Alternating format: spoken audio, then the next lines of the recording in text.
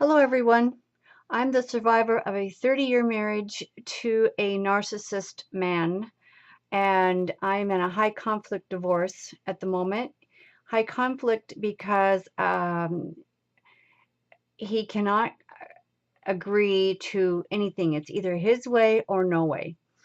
But today I found this article on Psychology Today. It's called The 14 Signs of Psychological and Emotional Manipulation.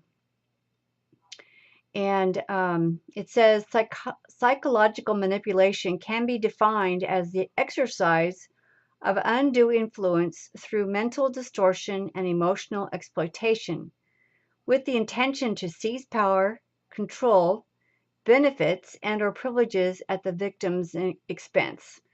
How descriptive is that?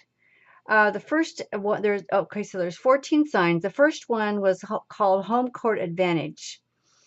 And a manipulative individual may insist you meeting and interacting in a physical space where he or she can exercise more dominance and control. In my case, that's pretty much everywhere. He had control of everything, the house, the car, I don't know, where else is there? The barn. Wherever he was, he had the control. It's gotten to the point now that, or in the last 2 years, that I won't even drive with him. It's always a disaster. He's always yelling and screaming and hollering, and it just wasn't pleasant. Not to mention that I didn't like the way he drove. It was downright scary.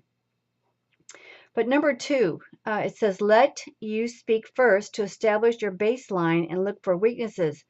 This one really hit home with me today because whenever we would discuss something, he wanted my ideas first. He wouldn't say anything until he heard me. And I started my divorce proceedings in July, and it's now January. So it's been going on for quite a while. And he was always asking, what's your proposal? What are you going to do? What are you dead of life? He will not get his own attorney because, of course, a narcissist knows better than anyone else. Once we got all of his paperwork, finally, we thought it was all. It's not all, actually. My attorney and I sat down and submitted a proposal to him. Well, I guess that was his baseline, and he was looking for weaknesses. He did not like any of it, so we thought was his proposal. He came back and he said, we're just going to sell everything and split it. Now, we don't have any children left in the house, thank goodness.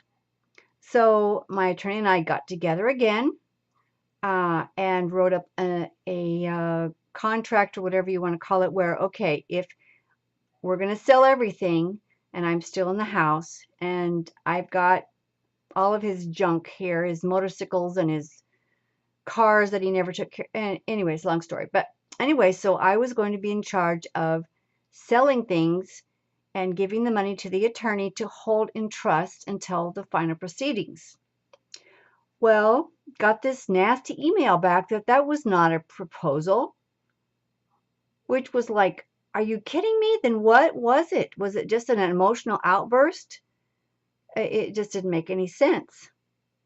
So now he wants to know when the mediation is going to happen. Well, we all know that the mediation is going to be a total waste of time and money because he's not going to agree to anything.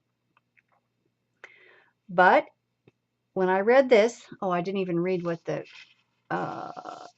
definition was. Many salespeople do this when they prospect you by asking you general and probing questions. Well, anyway, I guess it has nothing to do with my situation. But anyway, he would do this time and again when he wanted to know about, where do you want to go on vacation? Where do you want to eat? Where do you want to retire? Where do you want to live after retirement? Should we do this? Should we do that? It finally got to the point where I didn't even say anything because I knew that he would counter-react with, well, I really don't want to eat there. I would rather eat here. Well, then why in the world did you ask me in the first place? So if that happens to anybody else, look out, because it's never ending. So that's the end of this video.